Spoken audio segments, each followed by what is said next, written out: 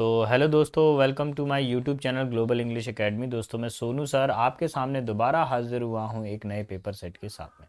दोस्तों, जैसा कि हम जानते हैं कि इंडियन एयरफोर्स के एग्ज़ाम आने वाले हैं और उसी चीज़ को ध्यान में रखते हुए हम आपके लिए एक बैच लेकर आए हैं जिसका नाम है टारगेट बैच है। ये अग्निवीर एयरफोर्स 2025 बैच को लेकर आए हैं जिसमें हम प्रीवियस ईयर क्वेश्चन पेपर को सेट को हम लोग सॉल्व करते हैं। ये क्वेश्चन पेपर बिल्कुल ओरिजिनल क्वेश्चन पेपर होता है, इसमें किसी प्रकार की कोई मिलावट नहीं होती है। जैसा प्रीवियस ईयर में इंडियन गवर्नमेंट ने पूछा है हम उसी तरह का पेपर सेट आपके लिए लेकर आते हैं। एक ज़रूरी चीज़ इसके अंदर, अभी तक हम लोग सेट नंबर कहाँ तक पहुँच चुके हैं, सेट नंबर 1 से लेकर 13 तक हम सॉल्व कर चुके हैं। यानी कि 13 पेपर सेट जो कि प्रीवियस ईयर क्वेश्चन पेपर है ओरिजिनल वाला हम सॉल्व कर चुके हैं। आज सेट नंबर 14 है, एक नई डेट के साथ में हम नया पेपर सेट स्टार्ट करेंगे। तो ये रहा क्वेश्चन नंबर 1। अच्छा, क्वेश्चन नंबर 1 में थोड़ा सा देखिए, यहाँ पे पहले एग्ज़ाम डेट को जरूर देखिए। 14 जुलाई 2021 और शिफ्ट 1 है। ठीक है। और हम यहाँ पे डिस्कशन करने जा रहे हैं क्वेश्चन नंबर 1। इसमें जो पहला वर्ड है हमारे पास में एंटोनिम बताना है, एडवर्सिटी। अच्छा, एडवर्सिटी का मतलब क्या होता है बताइए। एडवर्सिटी का मतलब होता है किसी चीज़ में क्या हो, परेशानी हो, क्या हो, प्रतिकूलता हो, जो क्या हो माहौल के अनुसार ना हो, प्रतिकूल हो, समस्या हो, प्रतिकूलता। ठीक है। एफ्लिक्शन का मतलब क्या होता है, किसी को पीड़ा देना, दुख दर्द देना, एफ्लिक्शन। एडवर्टाइजमेंट का सभी को मतलब पता है, विज्ञापन होता है एडवर्टाइजमेंट का। कंटेस्टमेंट का मतलब होता है सेटिस्फैक्शन। क्या होता है, सेटिस्फैक्शन होता है कंटेंशन का मतलब। ठीक है, सेटिस्फैक्शन। नेक्स्ट है हमारे पास में अडामेंट। अडामेंट का मतलब क्या होता है, ऐसा व्यक्ति जो काफ़ी ज़्यादा जिद्दी हो, अड़ियल हो, रिजिड हो, है ना।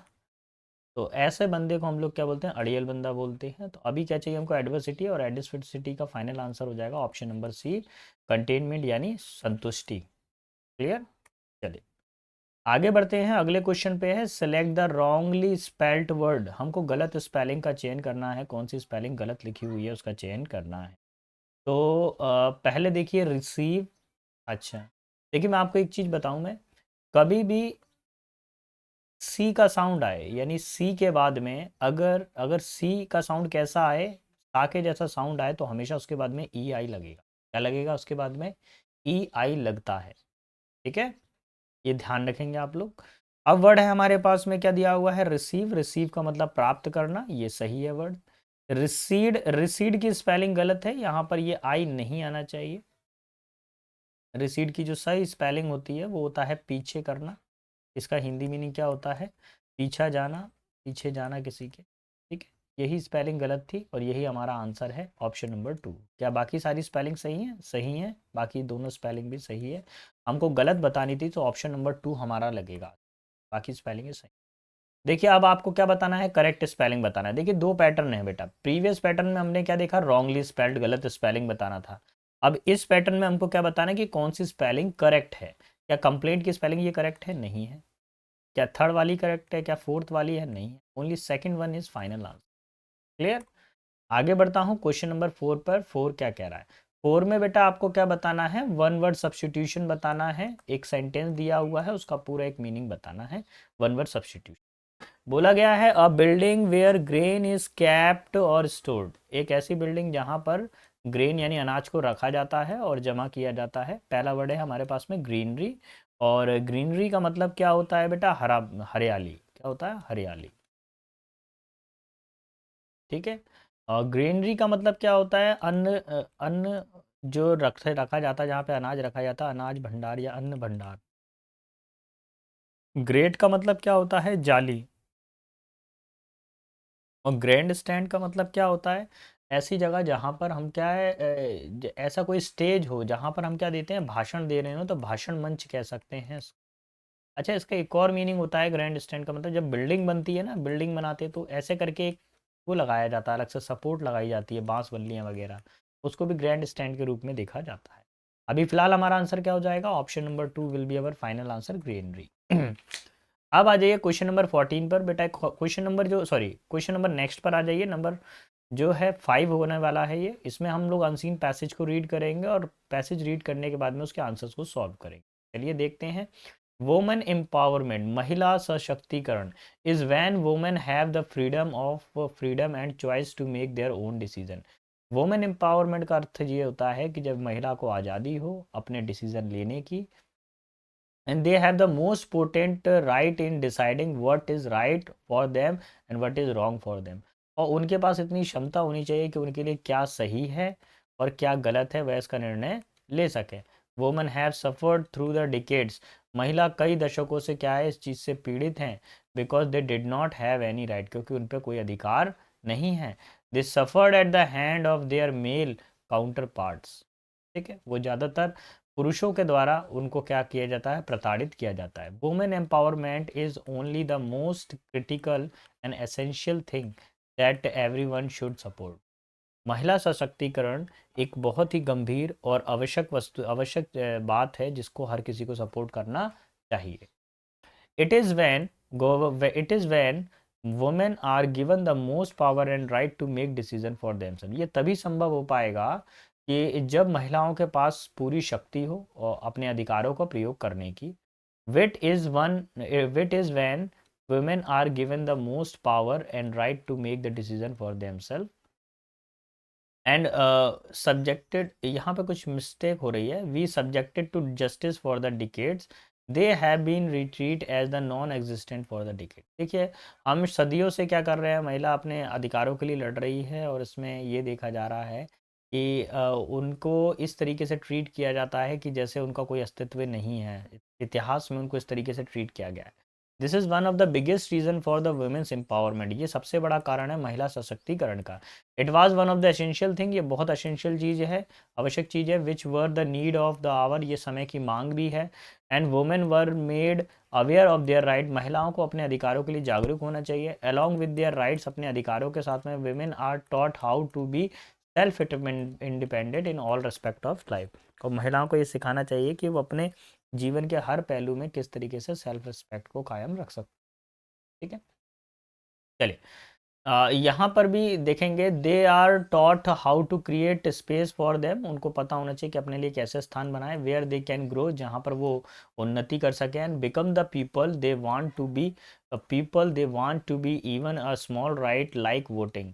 उनके पास क्या होना चाहिए, वो भी एक जनता बने, एक हिस्सा बने और उनके पास में भी अधिकार हो वोटिंग का। Think changed when women realise that they even a small right like voting. जब महिलाओं को ये पता चले कि उनके पास चीज़ें जब बदलती, जब महिलाओं को पता चले कि उनके पास भी वोटिंग का अधिकार है। Thing change when the women realise that they brought along with the revolution by the women demanding of their right. महिलाओं को जब ये महसूस हो, चीज़ें जब बदलेंगी जब महिलाओं को खुद महसूस हो कि वह जीवन में क्रांति ला सकती हैं या बदलाव को ला सकती हैं। It spread the awareness of the gender should not be brought along with the revolution by the women demanding their right. It spread the awareness that the gender should be the reason that the things go in their favor। देखिए, ज़रूरी नहीं है कि revolution का क्रांति का मतलब ये नहीं है कि आपने सिर्फ बता दिया कि हाँ हम महिलाओं के अधिकार के लिए लड़ रहे हैं या महिलाओं के सहयोग करना चाहते हैं, बल्कि आपको ऐसा नहीं है कि बस सोशल मीडिया पे आपने मैसेज कर दिया उसी से कुछ हो जाएगा। आपको मैदान में भी उतरना पड़ेगा, उनके अधिकारों को समझना पड़ेगा, उनका सहयोग करना पड़ेगा। अब आ जाइए, क्वेश्चन नंबर 5 क्या बोल रहा है, पैसेज की थीम बतानी है, सीधी सी बात है, महिला सशक्तिकरण के ऊपर बात आई थी, वुमेन एम्पावरमेंट के ऊपर, तो यही इसका आंसर है, ऑप्शन नंबर 1। क्लियर, चलिए क्वेश्चन नंबर 6 पर आ जाइए। What is the awareness spread by the passage, passage के द्वारा किस तरह की जागरूकता को दर्शाया गया है। पैसेज में देख लीजिए, things go on one's favour depends on the climatic condition, क्या वातावरण पे निर्भर करता है किसी की परिस्थिति का, नहीं बेटा।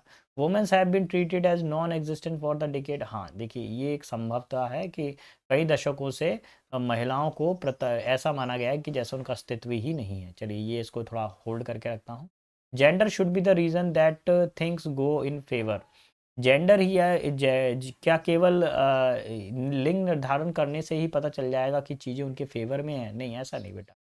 केवल ऐसा नहीं कि वो गर्ल्स हैं तो हेल्प कर दिया उनको, ऐसा नहीं, आपको उसको जागरूक भी करना पड़ेगा कि क्यों की जा रही है, कैसे की जा रही है।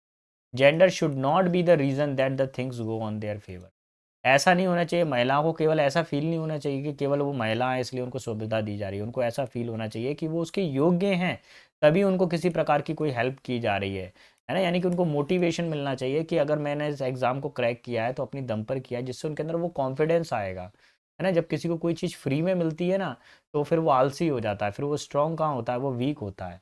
वही चीज़ अगर किसी को मेहनत करके मिलती है, चाहे थोड़ी सी भी मिले, तो वो व्यक्ति क्या होता है, स्ट्रांग बनता जाता है। What is the biggest reason for the women empowerment, महिला सशक्तिकरण का सबसे बड़ा कारण क्या है? Women were not allowed to go outside, महिलाओं को बाहर नहीं जाना चाहिए, नहीं। Women were interested not to do job, महिलाओं को जॉब नहीं करना चाहिए, ऐसा कुछ नहीं था। Women were compelled to multiple household work, महिलाओं को बहुत सारे काम करने चाहिए, नहीं। सबसे बड़ा कारण क्या है? Women have been subjected to injustice and treated as non existent for the decade. देखिए, कई कई युगों से महिलाओं को कैसा माना गया है, महिलाओं के साथ अन्याय हुआ है, और उनको ऐसा माना जाता है जैसे वो अस्तित्व में ही नहीं है, उनका कोई अस्तित्व ही नहीं है। यही कारण है, इसलिए आज महिला सशक्तिकरण की आवश्यकता है। चलिए क्वेश्चन नंबर 8 पर आइए। 8 में आपको बताना है which of the following word could replace the word potent. ये जो वर्ड पोटेंट है, इसके स्थान पर हम कौन से वर्ड का प्रयोग कर सकते हैं? तो पहले पोटेंट का मतलब समझ लीजिए क्या होता है। पोटेंट का मतलब होता है बेटा शक्तिशाली या बलवान। क्या होता है? शक्तिशाली होता है या क्या होता है? बलवान। इनएफेक्टिव का मतलब क्या होता है? अप्रभावी। अप्रभावी। फीबल का मतलब होता है कमजोर। पीसफुल का मतलब होता है शांत। और पावरफुल का मतलब होता है शक्तिशाली, ताकतवर। अभी क्या करना है हमको? अभी दिए गए सेंटेंस में हमको सिनोनिम बताना है, so option number 4 will be final answer. Clear? चलिए क्वेश्चन नंबर 9 पर आते हैं। Have an axe to grind. Have an axe to grind का मतलब होता है अपना मतलब करना, अपना उल्लू सीधा करना, या अपना मतलब साधना। अपना मतलब, अपना मतलब होना, अपना मतलब होना या अपना काम निकालना, have an axe to grind. तो देखिए, angry and overcome by the emotion, गुस्सा होना और अपने इमोशन से बाहर निकलना, नहीं। Deteriorating and headed for the complete disaster, मतलब बहुत ही ज़्यादा दुर्गति हो जाना, बद से बदतर हो जाना, नहीं। Quickly doing things result in poor ending, चीज़ों को तेजी से करना लेकिन उनका परिणाम सही नहीं आना, नहीं। अब प्राइवेट एंड टू सर्व, अपना उल्लू सीधा करना, अपना मतलब निकालना, तो यही हो जाएगा आंसर। क्लियर? चलिए क्वेश्चन 10 पर आते हैं। और 10 वाले में आपसे क्या पूछा गया है? 10 वाले में ये स्पेलिंग एरर पे दिया गया है। देखिए, स्पेलिंग एरर बहुत पूछे गए हैं 2021 सत्र के अंदर। पहला वर्ड है हमारे, आपको बताना है कि किसका करेक्ट स्पेलिंग है, वो बताना है। इन्वेस्टिगेशन। इन्वेस्टिगेशन की स्पेलिंग बिल्कुल करेक्ट है, यही इसका आंसर है, ऑप्शन नंबर 1। मैं बाकी चीज़ों को भी देख लेता हूँ इसके अंदर। सरकमफेरेंस में याद रखिए, यहाँ पर ए लगा हुआ है, इस ए की जगह पे बेटा यू आना चाहिए, सरकमफेरेंस। सरकमफेरेंस का मतलब क्या होता है? परिधि। आप लोगों ने मैथ में पढ़ा होगा, गोले की परिधि, है ना। चलिए नेक्स्ट हमारे पास में सराउंडिंग्स, और सराउंडिंग में याद रखेंगे यहाँ पर ये जो है ना, ये यहाँ पे ये जो ओ आ रहा है, ए आ रहा है, इसकी जगह पे क्या आना चाहिए? ओ आना चाहिए। सराउंडिंग्स का मतलब क्या होता है? किसी को घेरना या आसपास का वातावरण हो। अच्छा, पंचवल में याद रखिए, यहाँ पर ये जो है एच नहीं आता, एच की जगह पे बेटा टी आता है, पंचवल। पंचवल का मतलब होता है कोई अपने काम के प्रति बिल्कुल कर्तव्य परायण हो। आंसर हमको पता ही चल गया, ऑप्शन नंबर 1। ठीक है, चलिए आगे बढ़ते हैं क्वेश्चन नंबर 11 पर। और 11 क्या बोल रहा है? 11 में भी देखिए दोबारा से करेक्ट स्पेलिंग आ गई है। ओ माय गॉड, इतनी सारी करेक्ट स्पेलिंग पूछी गई है। ऑक्यूपाई, देखिए ऑक्यूपाई का मीनिंग गलत है, स्पेलिंग गलत दी हुई है। ऑक्यूपाई का मतलब होता है घेरना, तो इसमें से ई को हटा देंगे, कवर कर लेना। सरकमफेरेंस की स्पेलिंग दोबारा आई है, यहाँ पर ओ नहीं आता सरकमफेरेंस में। यहाँ पर किसका यूज़ किया जाएगा? यू का यूज़ किया जाता है सरकमफेरेंस के अंदर। ठीक है, पंचुअल की स्पेलिंग दोबारा पूछी गई है। पंचुअल में यहाँ एल को हटाएंगे और इस जगह पे जोड़ेंगे ए एल, तो यहाँ पे ये जुड़ जाएगा ए एल, ये स्पेलिंग होती है पंचुअल। ऑक्यूपाई की ये चौथी वाली स्पेलिंग बिल्कुल करेक्ट है, हमको यही बताना था, option number 4 will be final answer. Clear? अब मैं आगे की तरफ बढ़ूंगा क्वेश्चन नंबर 12 पर। देखिए, आपको वर्ब फॉर्म बतानी है ओबीडियंस की। किसकी बतानी है? ओबीडियंस की। आपको क्या बतानी है? वर्ब फॉर्म बतानी है। तो पहली बात, ओबीडियंस जो है बेटा वो नाउन है। ठीक है, ओबीडेंट का मतलब होता है आज्ञाकारी, ये एक एडजेक्टिव हो गया। ओबे एक वर्ब होती है। ठीक है, ओबेइंगली ऐसा कोई वर्ड मेरे को मिला नहीं है, लेकिन अगर आपको कोई वर्ड मिलता है तो प्लीज़ मुझे कमेंट बॉक्स में लिख कर दीजिएगा, या मुझे आप स्क्रीनशॉट करके बताइएगा कि सर ओबेइंगली का कुछ ऐसा सेंस है। कोई सेंस नहीं है इसके। देखेंगे यहाँ पे ऑप्शन क्या लगेगा? 2 लगेगा, क्योंकि वर्ब फॉर्म बताना था। आगे बढ़ता हूँ अगले क्वेश्चन की तरफ। Change the narration. अब बेटा नरेशन को चेंज करना है आपको। दिए गए सेंटेंस में से आपको डायरेक्ट से इनडायरेक्ट के फॉर्म में जाना है। अब कैसे जाएंगे डायरेक्ट से इनडायरेक्ट फॉर्म में? सबसे पहली बात, इन्वर्टेड कॉमा के अंदर जो सेंटेंस है, दिए गए सेंटेंस में लास्ट में फुल स्टॉप आ रहा है, यानी कि सेंटेंस के अंदर एक अफर्मेटिव सेंटेंस है। The station master said to बदलता है टोल्ड में, टोल्ड आ रहा है, सेज आ रहा है, सेकंड वाला कैंसिल हो गया, टोल्ड आ रहा है, टोल्ड आ रहा है, मी आ गया, इन्वर्टेड कॉमा की जगह दैट आ गया, द ट्रेन। अच्छा इज दिया हुआ है, यहाँ पर इज दिया हुआ है जो कि गलत है। यहाँ पर चेंज होगा, इज एम आर किस में बदलता है? वाज एवर में। यहाँ वाज आ गया, यहाँ पे वाज आ गया, यहाँ पे वाज आ गया, यहाँ तक तो ठीक है। फिर क्या आ रहा है? 2 आवर, यहाँ पे 2 आवर आ रहा है, यहाँ पे बीइंग आ रहा है, तो ये कैंसिल हो गया। 2 आवर्स आ रहा है, ये भी ठीक है यहाँ तक 2 आवर्स। और फिर उसके बाद में अच्छा इसमें एक प्रॉब्लम आ रही है बेटा, सेकंड वाला तो हमने कैंसिल ही कर दिया था क्योंकि इसमें सेज आ रहा था, तो यानी कि तीनों कैंसिल हो गए, फर्स्ट भी हो गया, सेकंड भी हो गया, थर्ड भी हो गया, केवल फोर्थ ही है जो हमारा फाइनल आंसर हो। ठीक है, क्लियर? चलिए आगे बढ़ते हैं अगले क्वेश्चन की तरफ। क्वेश्चन नंबर 14 में क्या दिया हुआ वर्ड है? कॉशियसली। कॉशियसली का मतलब क्या होता है? सावधानी से। क्या होता है? कोई भी काम कैसा किया जाए? सावधानी से। अच्छा प्रूडेंटली का मतलब क्या होता है? कि समझदारी से, किसी काम को कभी विवेक से किया जाए, समझदारी से। विवेक का मतलब क्या होता है? समझ। रेकलेसली का मतलब होता है लापरवाही से। ठीक है। पोलाइटली का मतलब होता है विनम्रता से, विनम्रता से। ठीक है। और यहाँ पर रैशली, और रैशली का मतलब भी क्या होता है? लापरवाही से। कोई काम क्या है बस ऐसे ही कर दिया, लापरवाही से किसी भी चीज़ को पटक दिया, फेंक दिया, तो लापरवाही। अभी हमको क्या चाहिए? कॉशन के लिए मतलब क्या होता है? सावधानी से कोई काम करना होता है, समझदारी से कोई काम करना होता है। Option number 1 will be final. Clear? क्या हो जाएगा? Option number 1। आगे बढ़ेंगे अगले क्वेश्चन पर आ जाते हैं, क्वेश्चन नंबर 15। और 15 क्या बोल रहा है? He has been out of the office since you dash him. वह ऑफिस से बाहर था जब से तुमने उसको फ़ोन किया है। तो मैं आपको एक स्ट्रक्चर बता देता हूँ, एक चीज़ मैं आपको बता देता हूँ, लिख लीजिए चाहे इस स्ट्रक्चर को, ये बहुत इंपॉर्टेंट है बेटा, एग्जाम में कई बार टकराने वाले स्ट्रक्चर में से एक है ये। इंग्लिश का एकमात्र ऐसा स्ट्रक्चर जिसमें प्रेजेंट और पास्ट टेंस दोनों का कॉम्बिनेशन होता है।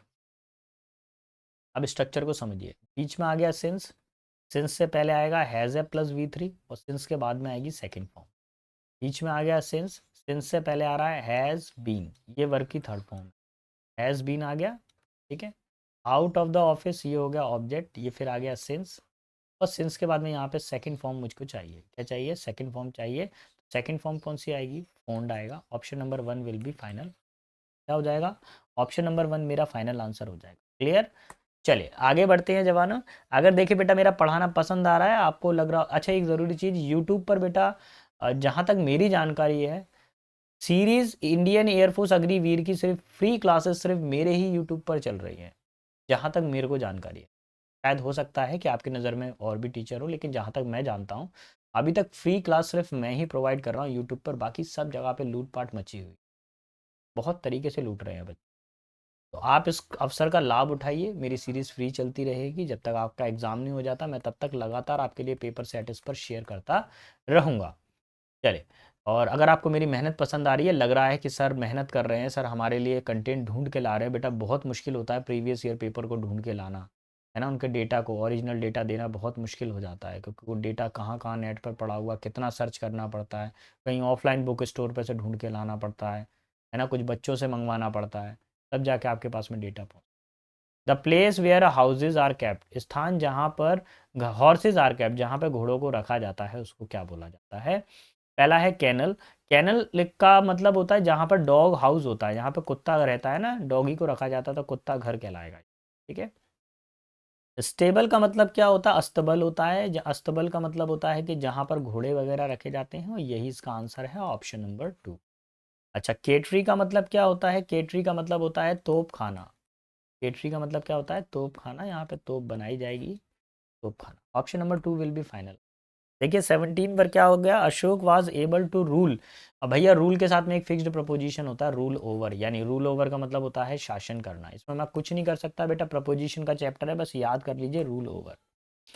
फिर बोला गया है अगला question, he was debarred to attend the monsoon. भैया इंपॉर्टेंट टिप, प्रपोजिशन चैप्टर में से ये फिक्स्ड प्रपोजिशन का आ गया। डिबार्ड के साथ में हमेशा फ्रॉम का यूज़ किया जाता है और वर्ब की फोर्थ फॉर्म का यूज़ करेंगे, डिबार्ड फ्रॉम अटेंडिंग, ये इसका सही आंसर हो। ठीक है, option number 1 will be final answer. आगे बढ़ता हूँ अगले की तरफ, question number 19, the patient would have died when the doctor had not come in time. देखिए मैं कई बार स्ट्रक्चर बनवा चुका हूँ, मैं एक बार फिर बना देता हूँ बेटा स्ट्रक्चर, जिससे आप लोग कन्फ्यूजन में ना जाएं। प्लीज़ इस स्ट्रक्चर को बना लीजिए, ये आएगा ही आएगा, गारंटेड। आपके इंडियन एयरफोर्स पेपर अगर 2 साल में 2 बार हो रहा है 6-6 महीने के गैप में, तो ये जो मैं स्ट्रक्चर अभी आपको लिखवा रहा हूँ ये आएगा ही आएगा। आज पढ़ लिया और रबड़ चाहिए हमको, क्या हो। तो यहाँ पर क्या करेंगे, यहाँ पर जोड़ेंगे आप इफ़ के बाद में subject plus had plus V3 plus object. हमने क्या सीखा, पहले वुड हैव आना चाहिए, subject plus would have plus V3 आना चाहिए। यहाँ पे वैन आ रहा है, वैन नहीं आना चाहिए, क्या आना चाहिए यहाँ पे, इफ़ आना चाहिए। इफ़ आ गया, इफ़ के बाद में यहाँ पे सब्जेक्ट, यहाँ पर हैड आ रहा है, नॉट कम इन टाइम, यही हमारा आंसर हो जाएगा। अब हम आंसर कौन सा टिक करने वाले हैं, ऑप्शन नंबर, कौन सा टिक करेंगे, ऑप्शन नंबर। क्लियर। चलिए अब आगे की तरफ बढ़ते हैं, क्वेश्चन नंबर 20 पे। 20 क्या बोल रहा है, he said don't dash me, उसने कहा कि मुझे परेशान मत करो, I am talking to you, मैं आपसे बात कर रहा हूँ, मुझे मत रोको। तो डोंट के बाद में क्या आती है, वर्ब की फर्स्ट फॉर्म आती है, वर्ब की फर्स्ट फॉर्म क्या है, इंटरप्ट, यही हमारा फाइनल आंसर हो जाएगा। तो दोस्तों आई होप आपको समझ में आया होगा बेटा। अगर आपको कोई भी कैसा भी डाउट आ रहा है तो प्लीज़ मुझे कमेंट बॉक्स में लिखिए, मैं आपके सारे के सारे डाउट्स को क्लियर करूँगा। देखिए जब क्लास का प्रीमियर चलता है तभी आप क्लास को अटेंड कर लिया करें, तब आप उसमें जब आंसर बताते हैं ऑप्शन 1 2 3 तभी आपका क्विक रिवीजन हो जाएगा। ठीक है। और भैया ऑफलाइन वाले बच्चों से विशेष निवेदन है, अच्छे से पढ़ें बेटा, मैं सख्ती करूँगा बिल्कुल, है ना। आप क्लास में बिल्कुल रियायत बैठने नहीं दूंगा, अगर याद नहीं होता है वोकेबलरी, वर्ड मीनिंग याद कर आइए, उसी में से आएगा बेटा। ओके बेटा, best of luck, see you tomorrow, कल मिलते हैं आपसे एक नए पेपर सेट के साथ में। तो जय हिंद जवानों।